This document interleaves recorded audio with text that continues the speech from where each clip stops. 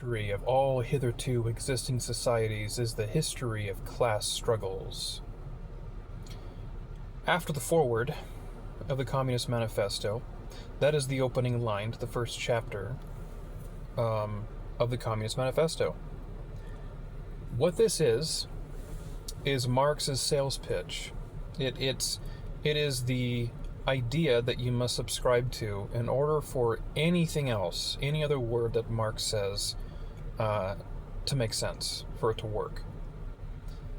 Now, this opening line, if you think about it, if you are to digest it theologically, this is Marx's equivalent to "in the beginning there was the heavens and the earth."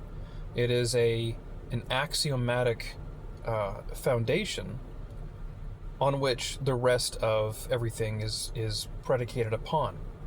If you don't subscribe to the most fundamental concept, you're not going to subscribe to the rest of it. Same for Christianity. What many scholars and academics have already come to the conclusion to, and this isn't unique to myself, but Marx was attempting to create his own secular eschatology to, whether consciously or not, whether intentionally or not, to rival Christianity. He wanted to set up his own interpretation of reality so that it would produce the results that he wanted. He needed history to culminate to something, to build to an eventuality. And this isn't different than a Christian. A Christian does the same thing. A Christian, and everything that they do so with the understanding that Christ is going to come back a second time. That's axiomatic. So what Marx is attempting to do is to harness that eschatological energy in order to build momentum behind his historical materialism.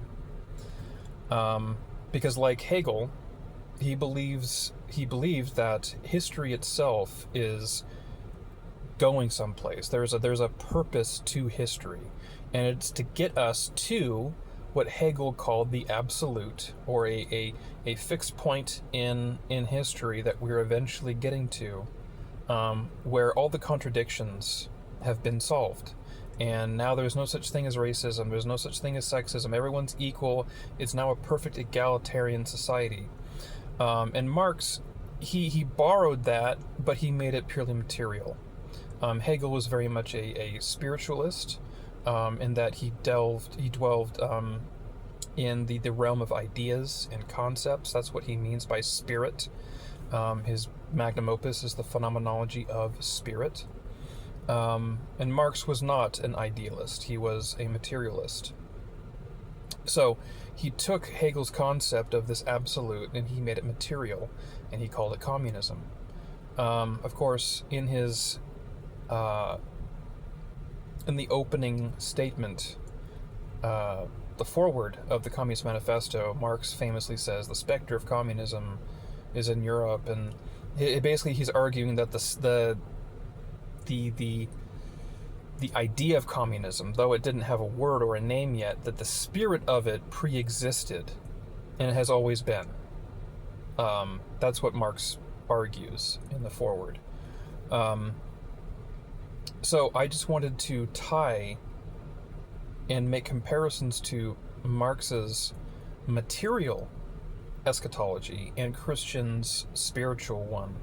I mean, it's a mirror to Christianity, but without a deity, without spiritualism, without miracles, without any of that stuff.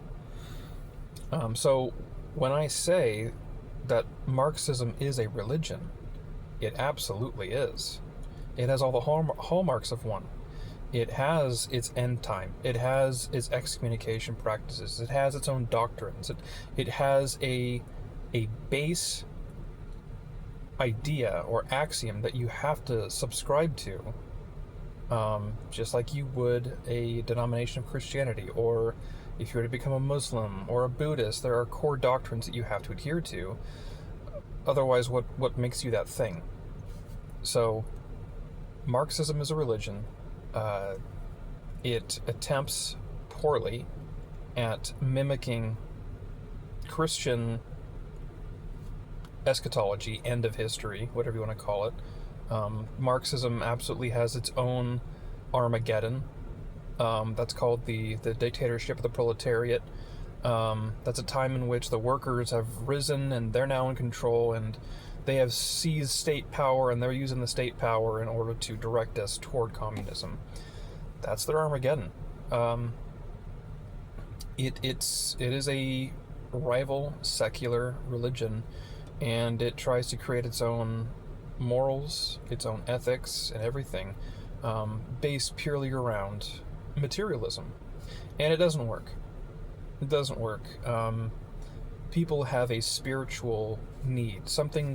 We need to believe in something that transcends just the material. It gives us something to aim for. And Marx's historical materialism doesn't do that. It doesn't give the people the hope that a traditional theological religion would do. Because there's nothing transcendent about Marxism. I just wanted to reiterate that and make it substantial and legitimate that Marxism, it is a religion. It's not an economic theory. Marx did not know anything about economics. His labor theory of value is complete nonsense. His socially, what was it called? Man, the names he came up for this stuff is just so... It's overly complicated on purpose so that you would think that there's some sort of mysticism or enlightenment that you're just falling short of understanding. And you're just supposed to be like, well, this is what Marx says, so it must be true. Socially necessary labor time. That's what it's called. That's Marx's substitute for market demand. So, Marxism is a religion, and it's very obvious if you just read what he says.